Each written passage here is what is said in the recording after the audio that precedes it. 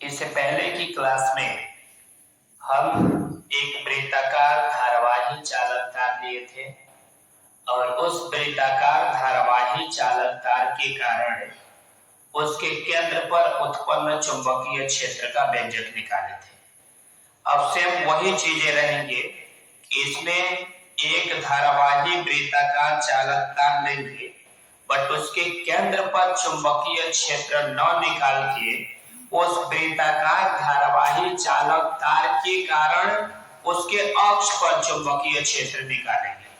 तो इस चीज को क्लियरिटी समझने के लिए पहले मुझे उससे रिलेटेड कुछ ऐसे भी तथ्य हैं जिनका यूज हमको उस डेरिवेशन में होगा, उसको मैं अलग से समझा रहा हूं। आप उसको बिल्कुल केयरफुली समझने की कोशिश कीजिए, क्योंकि अगर वह चीजें आपको नहीं आएगा तो फिर उसका डेरिवेशन शायद आपको समझ न आए। इसलिए मैं ये सारी चीजें बताने जा रहा हूं, आप उसे ध्यान से समझेंगे।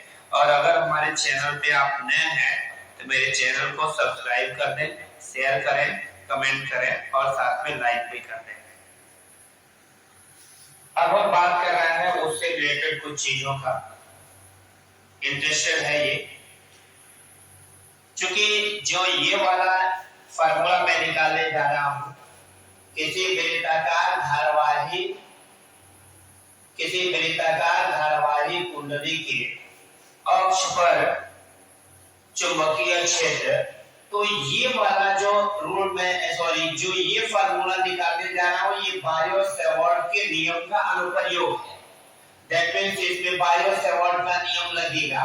तो उस बायो-सैवर्ट के नियम को समझने के लिए मैं दोबारा से अपनी कुछ बातें रिपीट करने जा रहा हूं, आप उसे ध्यान से समझेंगे। बायो-सैवर्ट ने क्या किए थे, वह एक चालक लिए और उस चालक के अल्पांश लंबाई, एक छोटी सी लंबाई के कारण उत्पन्न होने वाले चुंबकीय क्षेत्र का अध्ययन किए और अध्ययन करने के बाद एक नियम प्रस्तुत किए और उस नियम के द्वारा फार्मूला मिला। और वो फार्मूला क्या है, μ0/4 पाई IDL sin θ/r²। ये बायो-सैवर्ट ने एक अल्पांश लंबाई के कारण उत्पन्न होने वाले चुंबकीय क्षेत्र का फार्मूला निकाला और उसी के नियम का अनुप्रयोग ये वाला है। तो इस नियम को समझने से पहले मुझे बायो-सैवर्ट के नियम को समझना पड़ेगा। तो बायो-सैवर्ट के नियम को समझने के लिए हम थोड़ा सा अलग से इसकी चीजों को समझेंगे। इसमें देखिए, बायो-सैवर्ट ने एक ये चालक तार लिए, ये वाला एक चालक तार है और इस चालक तार में कितनी धारा बह रही है, तो ये I धारा बह रही है। तो बायो-सैवर्ट ने इतने लंबे चालक के कारण उत्पन्न चुंबकीय क्षेत्र को नहीं बताया, वह इसके अल्पांश लंबाई के कारण उत्पन्न चुंबकीय क्षेत्र को बताया। और मैं ये एक अल्पांश लंबाई ले रहा हूं, ये वाला इसकी अल्पांश लंबाई, दैट मींस ये छोटी सी लंबाई है और इस छोटी सी लंबाई को हम किससे लिख ले रहे हैं, dl से। और इस dl लंबाई के कारण किसी बिंदु P पर, जो उस dl लंबाई से या r डिस्टेंस पे था, चुंबकीय क्षेत्र कितना बना इस लंबाई के कारण, यहाँ पे उसी का ये फार्मूला निकालेंगे कि dB इक्वल टू होता है μ0/4 पाई और ये IDL sin थीटा और डिवाइडेड बाय कितना होता है, r²। ये फार्मूला निकाले और उसमें उन्होंने एक शर्त भी बताया कि अगर यहाँ पे अगर 90 डिग्री का एंगल बने तो मेरे फार्मूले थोड़े डिफरेंट होंगे। और वो फार्मूले कब क्या हो जाएंगे, तो ये हो जाएंगे dB इक्वल टू μ0 हो जाएगा 4 पाई और ये हो जाएगा IDL sin थीटा के जगह पे लिख लेंगे 90, क्योंकि यहाँ कितना डिग्री का एंगल ड्रा हो रहा है, 90 डिग्री। और ये फिर से डिवाइडेड बाय कितना हो जाएगा, r²। तो ये हमारे पास मिल गया magnetic field dB equal to μ0/4 pi और ये हो जाएगा IDL sin 90 की वैल्यू एक से मल्टीप्लाई करेंगे, मान में कोई परिवर्तन नहीं, डिवाइडेड बाय r²।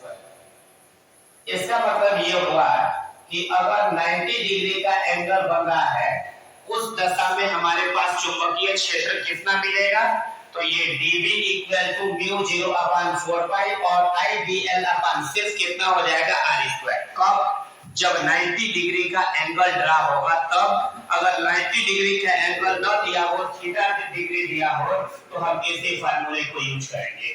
तो अब हमें ये क्लियर हो गया कि अगर एंगल 90 दिया होगा तो हम ये प्रोसेस एक ही स्टेप में करने जाएंगे, डायरेक्टली ये नीचे वाला फार्मूला लिखेंगे जो कि अब मैं मिटा के लिख दे रहा हूं कि अगर एंगल 90 डिग्री का दिया हो तब हम अपना फार्मूला ये लिखेंगे, dv इक्वल टू लिखेंगे म्यू 0 अपान 4 पाई और यहां हो जाएगा idl अपान क्या लिखेंगे r स्क्वायर। कब, जब 90 डिग्री का एंगल ड्रा हो रहा होगा तब। अब देखें दूसरी कुछ और भी महत्वपूर्ण चीजें हैं जिसे समझना है। ये हम क्लास 9th में भी पढ़े, 10th में भी पढ़े, और ये 9th 10th की सिलेबस है क्या, तो हमने ये पढ़ा है समकोण त्रिभुज में जो कोण का स्क्वायर होता है वह लंब और आधार दोनों के स्क्वायर के योगफल के बराबर होता है। दैट मींस ऐसे कि अगर हमारे पास यहाँ पे कोई समकोण त्रिभुज है, ये वाला,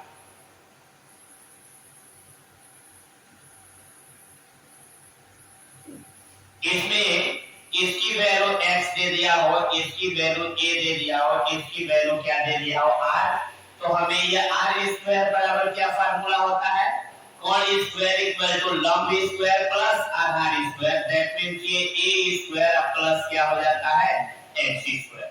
तो अगर कहीं पे r स्क्वायर की वैल्यू अगर आए तो हम डायरेक्ट r स्क्वायर की जगह पे a square plus x square लिख सकते हैं, या अगर स्क्वायर को हम इधर भेजेंगे तो ये r बराबर ऐसे हो जाता है a square plus x square पे या तो करनी बन जाता है, और करनी नहीं बनेगा तो उसका इस पे मान चढ़ जाएगा। ये दो चीजें आपको याद रखने हैं। पहला क्या, ये कोण का स्क्वायर इक्वल टू लंब का स्क्वायर प्लस क्या हो जाएगा आधार का स्क्वायर। यदि अगर कहीं r स्क्वायर आया तो हम चाहेंगे तो उसके जगह पे डायरेक्ट ये मान रख लेंगे। अगर वैसे नहीं हो रहा है तो कहीं कहीं ऐसा भी होगा कि स्क्वायर को जब इधर भेजते हैं तो अंडर रूट हो जाता है और जब रूट को हटाते हैं तो उस पे 1/2 पावर चढ़ जाता है, ये भी यूज हो जाता है। इसके बाद से इसमें त्रिकोणमितीय अनुपात दिए होते हैं, sin theta, tan theta, cot theta, sec theta, cosec theta, ये सब मान निकालने होते हैं, इससे भी निकल जाते हैं। जैसे मान लीजिए अगर यहाँ पे कोई कोण अगर मिल गया है आपको, थीटा दे दिया हो और कहे tan थीटा, sin थीटा या किसका मान निकालिए cos थीटा का, तो हम जानते हैं cos थीटा बराबर फार्मूला होता है आधार बटे कर्ण।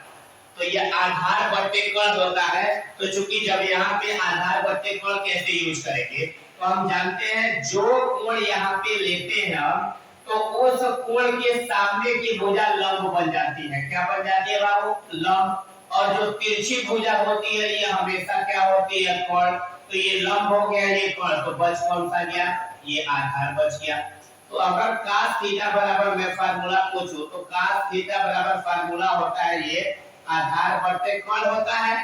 इसमें देखिए आधार का मान क्या दे दिया है a और कोण का मान क्या दे दिया है r। तो हम चाहे तो ऐसे भी लिख सकते हैं cos theta equal to a upon ये r है, r बराबर क्या मैं फार्मूला निकाला हूं a square plus x square, इस पे पावर हो जाएगा r। तो अगर मुझे जरूरत कहीं पड़ रही है तो हम cos थीटा के जगह पे डायरेक्ट क्या यूज कर सकते हैं, a upon a square plus x square पे हाफ ये हम लगा सकते हैं। अगर मुझे जरूरत पड़ा r स्क्वायर के जगह पे क्या लिखेंगे, तो हम r square equal to a square plus x square लिख सकते हैं। अगर मुझे 90 डिग्री का एंगल दे दिया हो और dv का मान पूछ रहा हो तो हमें एक दो स्टेप बचा सकते हैं। ये लिख के direct formula dv equal to mu 0 upon 4 pi idl upon r square. तो ये तीन चीजें याद रखते हैं, यही सारी चीजें इसमें यूज होंगी और न्यू फार्मूले जनरेट होंगे। दोबारा सुन ले, ये एक चालक है, ये इसका अल्पांश लंबाई dl है, इससे r दूरी पर कोई बिंदु P है। यहाँ इस अल्पांश लंबाई के कारण चुंबकीय क्षेत्र कितना बनेगा, तो हम बोलेंगे dv equal to mu 0/4 pi I dl sin theta upon r square. अगर इस थीटा की वैल्यू कितना दे दिया हो 90 डिग्री, तो यहाँ थीटा के जगह पे रखेंगे 90, तो sin 90 का मान 1 हो जाएगा, ये खत्म, जितना ये बच गया लिख लेंगे। अगर कोई समकोण त्रिभुज हमें दिया हो और समकोण त्रिभुज में ये वैल्यू दे दिया हो, यहाँ से इस कोण का मान मुझे निकालना है, तो हम फार्मूला जानते हैं पाइथागोरस प्रमेय का कि कोण का स्क्वायर इक्वल टू लंब का स्क्वायर प्लस आधार का स्क्वायर। अगर स्क्वायर को हम इधर भेज देंगे तो या तो अंडर रूट हो जाएगा, नहीं तो उसका वैल्यू 1/2 चल जाएगा। अगर यहाँ पे ऊपर कोई कोण दे दिया हो थीटा, अगर sin theta, tan theta, sec theta, cos theta का मान पूछे, तो हम cos थीटा का मान यहाँ से निकाल लेंगे, cos थीटा इक्वल टू आधार बटे कोण। तो हम जानते हैं जो कोण लेंगे उसके सामने का लंब हो जाएगा, तिरछा वाला भुजा कोण रहता है, तो बच क्या गया ये आधार। तो हम जानते हैं cos थीटा बराबर फार्मूला होता है आधार बटे कोण, तो आधार का मान क्या दे दिया है 1 और कोण का मान क्या दे दिया r, तो cos थीटा इक्वल टू मिल गया a/r।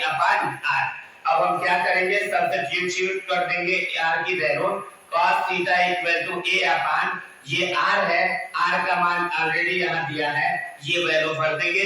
यहाँ तक हमारे प्रोसेस कुछ कंप्लीट हो गया, ये चीजें क्लियर हो गई। अब कुछ चीजों को थोड़ा सा मुझे और समझना होता है, और वो क्या है, चीजें समझ लीजिए आप दोबारा से। अगर आपके पास ऐसा कोई बंद सरफेस मिले, इस तरह से बंद हो, कंप्लीटली वो क्या हो, तो बंद हो, तो अगर ए और साथ में ये अल्पांश लंबाई dl से मिलकर क्या हो, बना हो, तो इसके लिए अगर मैं पूछूं कि बंद समाकलन dA, सॉरी ये इसकी अल्पांश लंबाई dl है, तो इसके लिए मैं पूछूं कि बंद समाकलन dl का मान क्या होगा, इसका मतलब कि ये dl dl dl dl dl dl सभी dl को जोड़ेंगे तो किसके बराबर होगा। ये बंद समाकलन dA का मतलब समझिए, ये बंद का मतलब ये आकृति बंद है, dl और इंटीग्रेशन का मतलब जितने dl है उन सभी का योगफल। तो मान लीजिए एक वृत्त है और वृत्त कितनी भी छोटी छोटी लंबाइयों से मिलकर बना हो, अगर हम उसको जोड़ेंगे तो कितना होगा, तो अगर इसकी रेडियस a है तो इसका मान हो जाएगा 2 पाई a, अगर इसकी रेडियस r है तो इसका मान होगा 2 पाई r, अगर इसकी रेडियस यदि त्रिज्या x है तो इसके लिए बंद समाकलन dl का मान 2 पाई x हो जाएगा। ये चीजें इतना क्लियर हो गई। अगर इतनी चीजें क्लियर हो गई तो फिर अब हम अपने मेन टॉपिक्स पे आ जाते हैं कि वृत्ताकार धारावाही कुंडली के अक्ष पर उत्पन्न चुंबकीय क्षेत्र का व्यंजक अब कैसे निकालेंगे।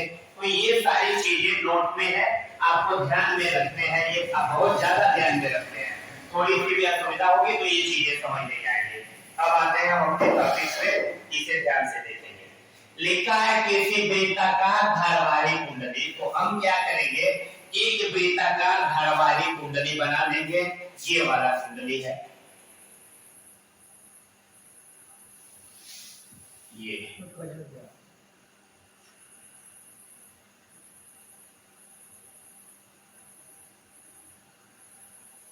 ये कुंडली है।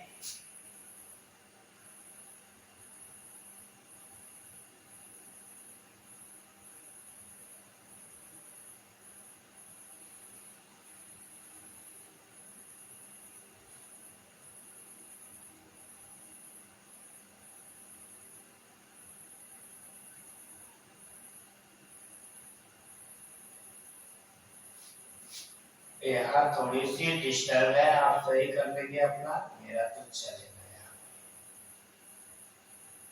ऐसे ये है एक वृत्ताकार कुंडली, और इस वृत्ताकार कुंडली की मैं रेडियस कितना ले रहा हूं, त्रिज्या, इसकी त्रिज्या मैं मान ले रहा हूं ए है। यहाँ पे मैं इसकी अल्पांश लंबाई ले रहा हूं, ये इसकी अल्पांश लंबाई है, ये छोटी छोटी इसकी लंबाइयां हैं, और ये छोटी सी लंबाई को किससे लिख रहे हैं, dl से। यहाँ पे भी एक छोटी सी लंबाई ले रहे हैं, और इस छोटी सी लंबाई को हम किससे लिख दे रहे हैं, dl से, ये वाला। क्लियर समझ आया होगा। अब इस dl लंबाई के कारण इसके अक्ष पर चुंबकीय क्षेत्र निकालना है, तो हम क्या करेंगे, इसका ये अक्ष बना लेंगे ऐसे, यहाँ पे इसके अक्ष पर कोई एक बिंदु P ले लेंगे और इसी बिंदु P पर इस अल्पांश लंबाई के कारण उत्पन्न होने वाला चुंबकीय क्षेत्र निकालेंगे। तो हम देखते क्या है कि इस अल्पांश लंबाई से इस P की कुछ दूरी है, इस दूरी को हम मान ले रहे हैं क्या मान ले रहे हैं भाई, r। तो इससे भी दूरी कितना हो जाएगा, सेम r होगा। थोड़ा सा मैं अपने फिगर को रीराइट कर रहा हूं ऐसे, ये हो गया।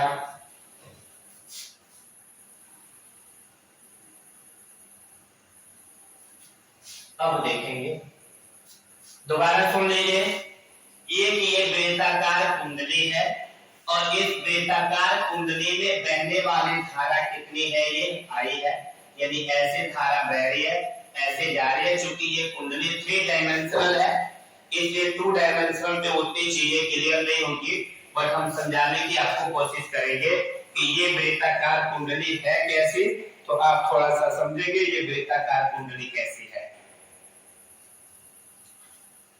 ये वृत्ताकार कुंडली ऐसे है, ये इस तरह से देखना भाई, उसमें दिख रहा है क्लियर।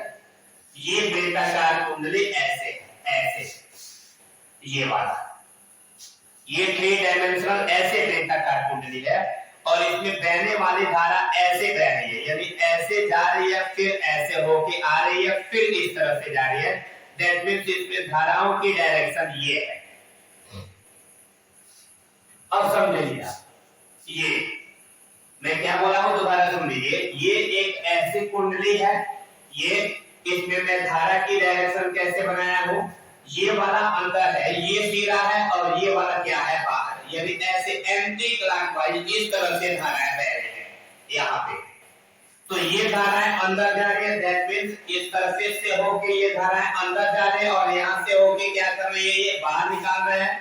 इसकी ये त्रिज्या क्या है, a है, और ये यहाँ से यहाँ इस बिंदु की दूरी मैं क्या मान ले रहा हूँ, ये x है। ये वाला डिस्टेंस आपका कितना है भाई, x है ये, और ये वाला जो दूरी है ये कितना है, r। तो अब मैं पूछूं कि इस अल्पांश लंबाई के कारण इस बिंदु P पर चुंबकीय क्षेत्र की दिशा क्या होगी, तो हम क्या बताएंगे।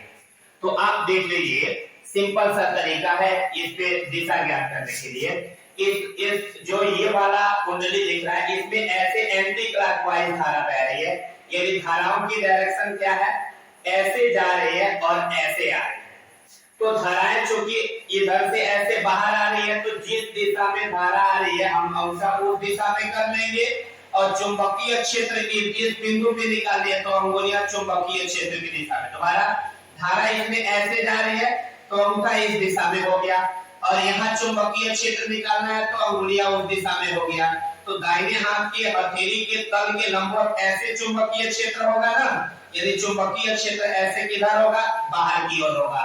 तो सेम ऐसे ही देखिए, मैं यहाँ पे क्या किया हूँ, इसका मतलब क्या हुआ कि इस लंबाई के लंबवत देखिए चुंबकीय क्षेत्र हो रहा है। अंगूठा किसकी दिशा में हो गया, धारा की दिशा में, और अंगुलियां चुंबकीय क्षेत्र की दिशा में। तो आप ऐसे इस तार पे लेके आओ, तो अब देखो ये चुंबकीय क्षेत्र की दिशा हो गया ना, हथेली के तल के लंबवत ये चुंबकीय क्षेत्र, ये चुंबकीय क्षेत्र की दिशा है।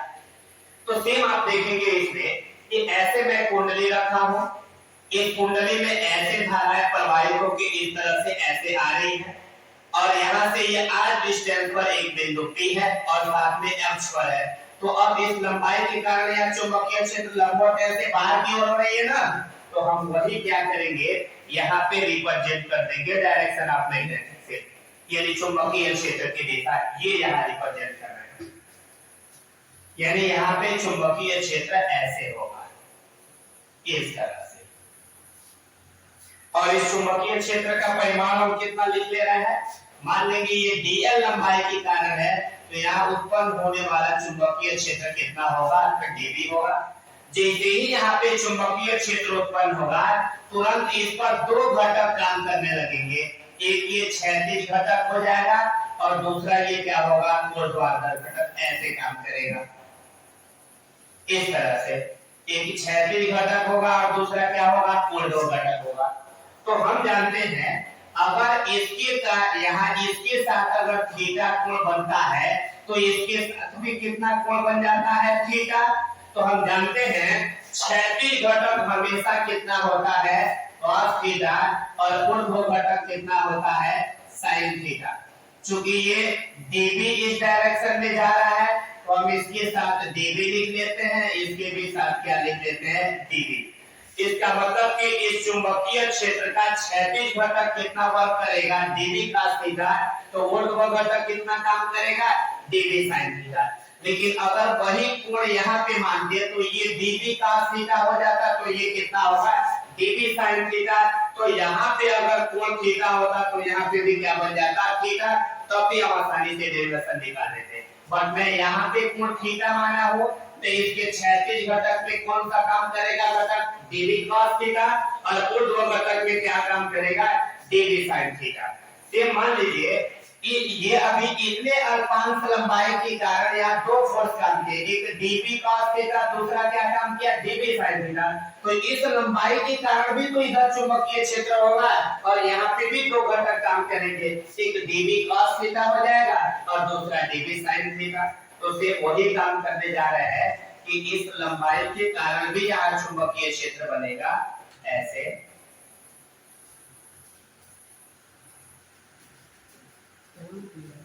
ये और जब ऐसे बनेगा तो ये एक डायरेक्शन ये हो जाएगा इसमें चुंबकीय क्षेत्र का, भाई इस लंबाई के कारण इधर काम कर रहा है तो इसके कारण इधर काम करेगा। और दूसरा नंबर जैसे ही इधर काम करेगा तो इसमें भी दो घटक काम करेंगे, एक की डायरेक्शन ये होगी और दूसरे की डायरेक्शन ये हो जाएगी। तो इधर वाला मान लो अगर यहाँ थीटा कोण बन रहा है तो यहाँ पे भी कितना कोण बन जाएगा, साफ त्रिज्या के साथ थीटा कोण बनेगा। तो ये क्षैतिज घटक कितना हो जाएगा, dv cos थीटा, और ये ऊर्ध्व घटक क्या हो जाएगा, dv sin थीटा हो जाएगा। तो हम देख रहे हैं जो sin थीटा है एक दूसरे से वर्टिकली अपोजिट है, इसलिए यह वाला इसको क्या करेंगे, कैंसिल कर देंगे। तो परिणामी चुंबकीय क्षेत्र में पूछूं, परिणामी चुंबकीय क्षेत्र B का मान क्या होगा, यहाँ पे अगर परिणामी चुंबकीय क्षेत्र में B का मान पूछो तो बोलोगे एक dv cos थीटा और एक dv cos थीटा मिलके बताओगे 2 dv cos थीटा। कितना dv cos theta, 2 dv cos theta. लेकिन प्रॉब्लम ये है अब सिर्फ दो लंबाई के कारण है तो 2 dv cos थीटा हुआ है, चार लंबाई के कारण बनता है चुंबकीय क्षेत्र 4 dv cos थीटा। लेकिन ये तो अनंत छोटे छोटे खंडों से मिलकर बने हैं ना, तो उनके लिए कितने dv cos थीटा लिखेंगे। तो इस चीज को लिखने के लिए साथ में हम फार्मूला बनाते हैं, और क्या फार्मूला होता है, b इक्वल टू, हम कहते हैं कि हम बंध के समान बंध, ये बंध पास के कारण लिखेंगे ये dv cos थीटा। कहां से कहां तक, तो ये जितने dv cos theta, dv cos theta, dv cos theta, बहुत सारे dv cos थीटा है, तो उसके लिए हम ये समाकलन लगा देते हैं। ये समाकलन क्या करेगा, सभी dv cos थीटा के योगफल को बताएगा, जो किस तरह के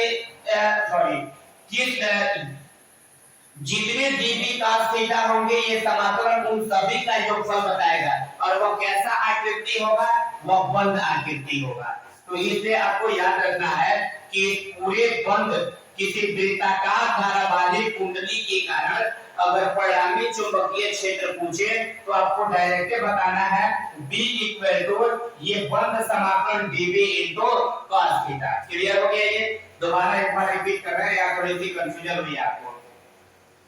मैं बोला हूं कि इस अल्पांश लंबाई के कारण यह चुंबकीय क्षेत्र dv है, जैसे ही चुंबकीय क्षेत्र dv जिस डायरेक्शन में काम करेगा तुरंत इसमें दो घटक काम करने लगेंगे, एक घटक का नाम dv cos थीटा और दूसरे का नाम क्या होगा, dv sin थीटा। तो इस लंबाई के कारण भी यहाँ चुंबकीय क्षेत्र में क्या उत्पन्न हो जाएगा भाई, dv।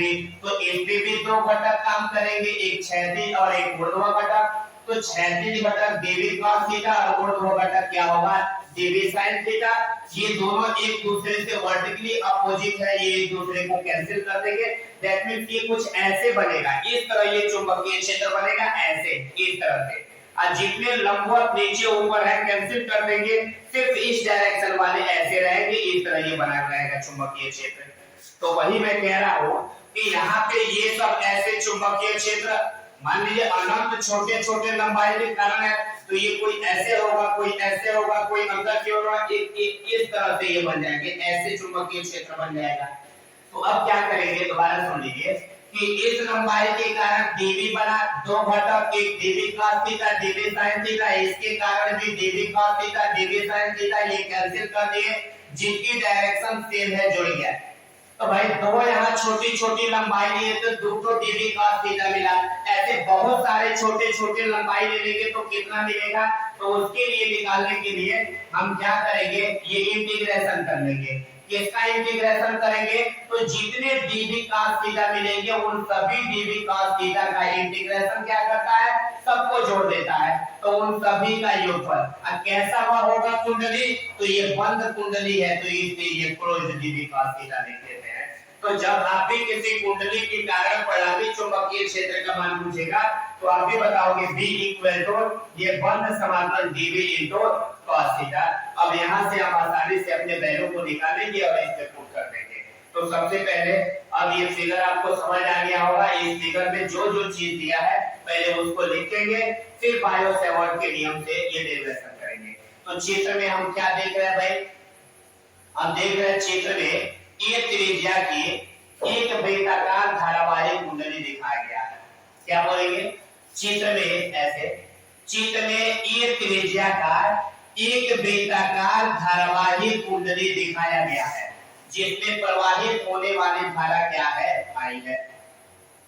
प्रवाहित धारा क्या है, आई है। दोबारा सुन लीजिए, क्योंकि जब फार्मूले का डेरिवेशन किया जाता है तो इसमें जो जो चीज दी हुई है पहले उसको लिखना पड़ता है, उसके बाद डेरिवेशन होता है। तो सबसे पहले इस फिगर में जो जो चीज दिया है उसको कैसे लिखेंगे समझिए, बोलेंगे हम, चित्र में एक त्रिज्या का एक वृत्ताकार धारावाही कुंडली दिखाया गया है, जिसमें प्रवाहित धारा आई है।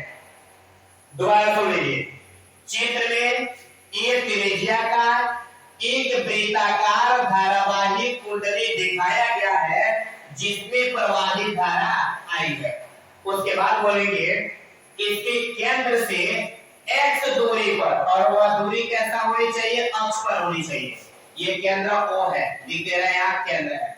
उसके बाद बोलेंगे इसके केंद्र O से x दूरी पर अक्ष पर एक बिंदु P है, जहां किसकी गणना करना है, चुंबकीय क्षेत्र की। किसकी गणना करनी है भाई, चुंबकीय क्षेत्र की। दोबारा सुनिए, दोबारा बोल रहे हैं, चित्र में एक त्रिज्या का एक वृत्ताकार धारावाही कुंडली दिखाया गया है, जिसमें प्रवाहित धारा आई है।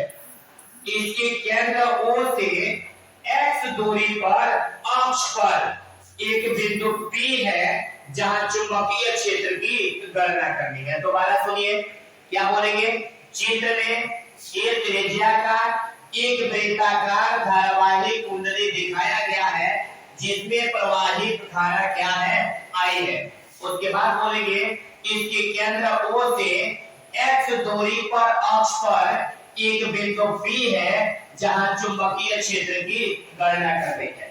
उसके बाद ये क्या है, अल्पांश लंबाई नहीं है ना,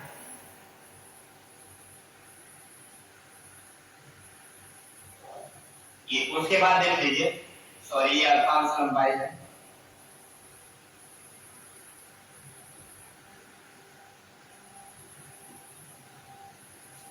उसके बाद बोलेंगे यदि इसके अल्पांश लंबाई dl के कारण उत्पन्न परिणामी चुंबकीय क्षेत्र B हो, तब बायो सेवर्ट के नियम से। दोबारा सुनिए, यदि इसके, ऐसे बोलेंगे, यदि, या थोड़ा सा और छोटा कर लेंगे, यदि इसके अल्पांश लंबाई dl के कारण उत्पन्न चुंबकीय क्षेत्र dB हो, तब बायो सेवर्ट के नियम से। ऐसे लिख देंगे यहां से, तब किसके नियम से साहब, तो ये तब बायो सेवर्ट के नियम से। दोबारा से बोल रहे हैं, कैसे बोलेंगे सुन लीजिए, बोलेंगे चित्र में ये त्रिज्या का एक वृत्ताकार धारावाही कुंडली दिखाया गया है जिसमें प्रवाहित धारा I है। इसके केंद्र O से x दूरी पर अक्ष पर एक बिंदु P है जहां चुंबकीय क्षेत्र की गणना करनी है। यदि इसके अल्पांश लंबाई dl के कारण उत्पन्न चुंबकीय क्षेत्र dB हो तब बायो-सेवर्ट के नियम से। अब बायो-सेवर्ट का नियम क्या कहता है सुन लीजिए। हम जानते हैं कि ये लंबाई और ये त्रिज्या, हम जानते हैं वृत्त पर अगर कोई भी स्पर्श रेखा खींचे तो वह हमेशा त्रिज्या के साथ 90 डिग्री का एंगल बनाता है। दैट मींस यहाँ पे बना हुआ एंगल कितना डिग्री हो जाएगा 90 डिग्री। दैट मींस इस थीटा का मान कितना होगा तो ये 90 अंश होगा। क्यों 90 अंश होगा? क्योंकि अगर कोई वृत्त होती है इस पे कोई स्पर्श रेखा खींचे तो यह हमेशा इस त्रिज्या r के साथ 90 डिग्री का एंगल बनाती है। यदि वृत्त की त्रिज्या स्पर्श रेखा पर लंब होती है इसलिए यहाँ कितना डिग्री का एंगल बन जाएगा हमारा 90 डिग्री। और जैसे ही 90 डिग्री का एंगल बनेगा हमारे पास बायो-सेवर्ट का नियम क्या हो जाएगा आप बताएं तो ये dB इक्वल टू हो जाएगा μ0 अपान 4 पाई और ये हो जाएगा IDL अपान क्या हो जाएगा r स्क्वायर। दोबारा सुन लीजिए, जैसे ही यहाँ 90 डिग्री का एंगल बनेगा उस स्थिति में बायो-सेवर्ट का नियम ये होगा dB equal to μ0 upon 4 pi IDL upon क्या हो जाएगा r स्क्वायर। यदि परिणामी चुंबकीय क्षेत्र